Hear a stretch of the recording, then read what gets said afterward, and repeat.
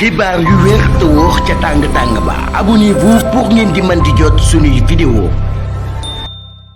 dal leen ak jàmm seen chaîne bi di Buzz 221 HD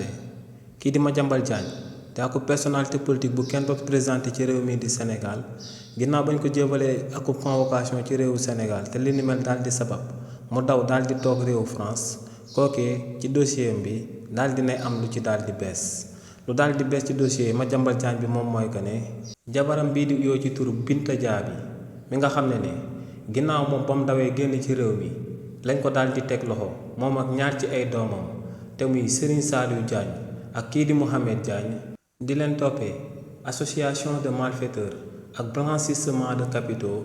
kookee di Binta Diaby fi ñu ko tëjoon te muy prison des femmes bu daal di nekk ci Mamel dafa daal di am akub malaise ba li ni mel daal di nay sabab ñu daal di ko fay bàyyee daal di koy yóbbu ci pavillon spécial tàmbale di amal ay soins jëmale ko ci jëmmam donc kii di Binta Diaby di jabaru kii di Madiambal Diagne actuellement daal di nañ koy jëlee ci kaso bam nekkoon daal di koy yóbbu ci pavillon spécial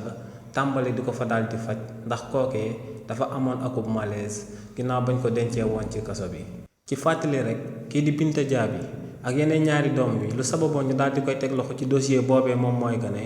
ñoom ñëpp dañoo nekkoon ay gestionnaire jëmale ko ci société bi ñu dippee Sea Pharaon di société boo xam ne kookee di Madiambal Diagne moom moo ko sampoon ci réewu Sénégal te